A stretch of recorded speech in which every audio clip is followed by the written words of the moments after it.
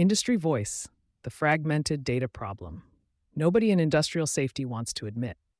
The global market for AI-powered safety technology is projected to exceed $4 billion by 2033. Billions more are being spent every year on EHS platforms, compliance software, and monitoring infrastructure across construction, manufacturing, oil and gas, and mining. The technology investment is real. The outcomes are not keeping pace with it. The U.S. Bureau of Labor Statistics recorded 5,170 worker fatalities in 2024, a 4% decline from the prior year, and a figure the industry rightly points to as evidence of progress. But a 4% annual improvement, measured against a plateau in recordable injury rates that has persisted for several years, tells us something uncomfortable. We may have reached the ceiling of what the current approach can deliver. The limiting factor is increasingly no longer the quality of the detection. It is the quality of the data that the detection is running on. That is a problem the industry has been remarkably reluctant to name directly. The answer is not more data. It is better connected data. The organizational reason behind the data problem. I want to be precise about this because it matters for how you solve it. Industrial safety data is not fragmented because the technology has not caught up. It is fragmented because safety responsibilities are divided across organizational silos that have no incentive to consolidate. Procurement owns contractor records and induction documents. HR owns training certifications. Operations owns shift logs and work permits. The EHS team owns incident reports. Legal owns investigation records. Each of these functions has its own systems, its own data governance, and its own definition of what constitutes a safety event. When something goes wrong, you end up doing archaeology across all of them. The downstream consequence is something the industry rarely discusses openly.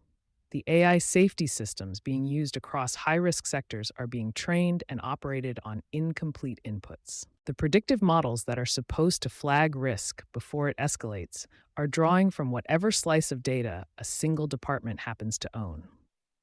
Across construction and industrial sites, one of the most common friction points is not camera placement, network connectivity, or edge processing. It is the question of what happens after a system flags a risk. Who receives the alert? Does it integrate with the permit to work system? Does it update the contractor's safety record? Can the EHS manager see it alongside the inspection log from this morning? In most cases, the alert goes to a centralized dashboard that the safety team can see, while the rest of the data ecosystem carries on in parallel, unaware. The risk is logged. The risk context is not. This creates a situation where organizations invest heavily in detection capability and very little in data connectivity. The result is sophisticated tools generating signals that nobody can act on at the system level because the system was never designed to receive them. How AI amplifies the problem. There is a version of this problem that was tolerable in the era of paper-based safety management. You could live with fragmentation if you were not asking your data to do very much. The arrival of predictive AI has turned a manageable inconvenience into an active liability. Predictive safety models work by identifying patterns across large volumes of historical and real-time data. The more complete the data, the more reliable the prediction. When that data is fragmented, the model does not know what it does not know. It will confidently identify risk in the areas it can see and stay silent about the areas it cannot. There is also a subtler issue around data bias. When AI safety systems learn from historical incident records, they inherit every underreporting distortion baked into those records. For example, workers who stayed silent for fear of blame, incidents classified differently across sites because definitions were never standardized, and contractor events that fell outside the internal reporting system entirely. Algorithms trained on past incident data that underrepresent certain hazards or worker groups will consistently underestimate risk in those areas. This is not a flaw you can patch. It is a consequence of building intelligence on fragmented foundations. Solving the data fragmentation gap. I am not going to pretend this is simple. Consolidating safety data across organizational silos requires decisions about ownership, accountability, and budget authority that cannot be resolved at the EHS manager level. It requires a C-suite decision that safety data is an enterprise asset, not a departmental resource. What I have seen work in practice is a three-part approach. First, map the data before buying the technology. Most organizations cannot tell you with confidence where all their safety relevant data lives, who owns it, or what format it is in. That map is the prerequisite for everything else. Second, standardize definitions before standardizing systems. The reason safety data is inconsistent across sites is almost always definitional before it is technical. What counts as a near miss? What triggers a permit to work?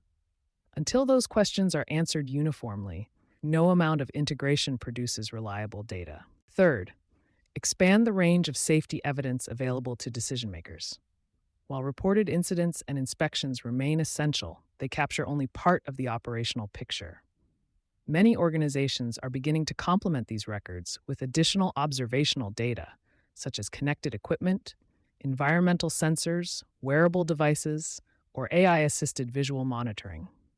These emerging sources should not be viewed as replacements for existing safety systems, but as complementary inputs that can help validate, enrich, and contextualize operational data. The uncomfortable question for industry leaders. If you are a safety leader reading this, the question I would put to you is not whether you have an AI safety platform. Increasingly, everybody does.